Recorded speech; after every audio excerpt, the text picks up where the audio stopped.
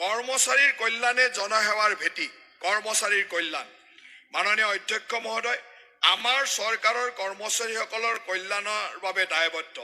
বিত্তীয় শৃংখলা বজাই ৰাখি ন্যায্য বেতন নিশ্চিত কৰাৰ বাবে আমি ৮ম ৰাজ্যিক দৰমহা আয়োগ গঠন কৰিছোঁ। আপোন ঘৰ আৰু আপোন বাহন আঁচনিয়ে চৰকাৰী কৰ্মচাৰীসকলৰ জীৱন উল্লেখযোগ্যভাৱে উন্নত কৰিছে। এতিয়ালৈকে আপোন ঘৰ আঁচনিৰ জৰিয়তে ৫২,০৩৪ গৰাকী কৰ্মচাৰীয়ে ৮,৩০০ কোটি টকাতকৈ অধিক গৃহৰ ঋণ লাভ কৰিছে, য'ত ৭০৭ কোটি টকাৰ সুত ৰেহাই দিয়া হৈছে। আনহাতে আপোন বাহন আঁচনিৰ জৰিয়তে ৮,৩৩৬ গৰাকী কৰ্মচাৰী উপকৃত হৈছে। এই অভূতপূৰ্ব সঁহাৰিৰ প্ৰতি লক্ষ্য ৰাখি মই আপোন ঘৰ আঁচনিৰ ম্যাদ অহা ৫ বছৰৰ বাবে বৃদ্ধি কৰাৰ প্ৰস্তাৱ আগবঢ়াইছোঁ। লগতে নগৰ অঞ্চলত ঋণৰ সৰ্বাধিক সীমা ৫০ লাখ টকালৈ বৃদ্ধি কৰাৰ প্ৰস্তাৱ দিছোঁ। মই আপোন বাহন আঁচনিখনো আগন্তুক ৫ বছৰৰ বাবে সম্প্ৰসাৰণ কৰাৰ প্ৰস্তাৱ আগবঢ়াইছোঁ। লগতে ৰাজ্যত স্বচ্ছ আৰু বহনক্ষম যাতায়াত ব্যৱস্থাক উৎসাহিত কৰাৰ বাবে বৈদ্যুতিক বাহনৰ ক্ষেত্ৰত সুতৰ ৰাজসাহায্য ৪% বৃদ্ধিৰ প্ৰস্তাৱ দিছোঁ। বৈদ্যুতিক বাহনৰ ক্ষেত্ৰত সাধাৰণ নাগৰিকে থকা গাড়ী মটৰ কৰ ৰেহাইৰ সুবিধা আমাৰ কৰ্মচাৰীসকলেও লাভ কৰিব। এই বিষয়ে সবিশেষ ৰাজহ সংস্কাৰ অধ্যায়ত উল্লেখ কৰিম। মুখ্যমন্ত্ৰী লোকসহায়ক আৰোগ্য যোজনাৰ অধীনত ইতিমধ্যে উপলব্ধ চিকিৎসা ব্যয় পৰিশোধৰ সুবিধাৰ উপৰিও আমি প্ৰতিষ্ঠিত চিকিৎসালয়সমূহক তালিকাভুক্ত কৰি সৰ্বাধিক নগদবিহীন চিকিৎসাৰ ব্যৱস্থা কৰিবলৈ প্ৰয়োজনীয় পদক্ষেপ গ্ৰহণ কৰিছোঁ।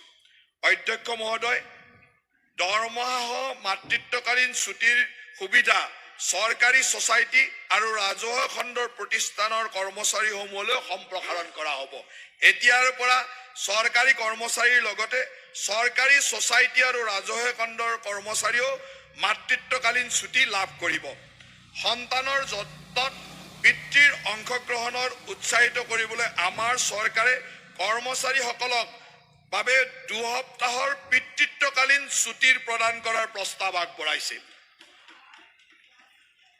২০১৭ চনৰ ১ এপ্ৰিলৰ পিছত চাকৰিত যোগদান কৰা আৰু যোগদানৰ এবছৰৰ ভিতৰত চাকৰি কৰি থকা অৱস্থাত মৃত্যুবৰণ কৰা কৰ্মচাৰীসকলৰ পৰিয়াললৈ অনুকম্পামূলক পৰিয়াল পেঞ্চনৰ ৫০% সুবিধা প্ৰদান কৰাৰ প্ৰস্তাৱ আগবঢ়োৱা হৈছে।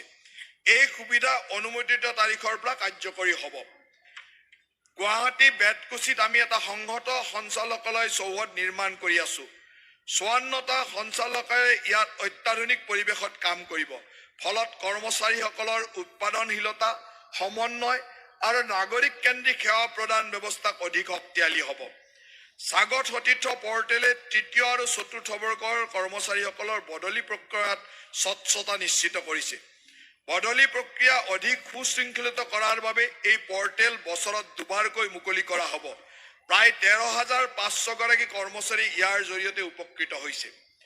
কৰ্মৰত অৱস্থাত মৃত্যুবৰণ কৰা কৰ্মচাৰীক প্ৰায় ১,৬১৯টা পৰিয়ালে বয়শূন্য বীমা পেকেজৰ অধীনত ২১০ কোটি ৫০ লাখ টকাৰ বীমা সুবিধা লাভ কৰিছে।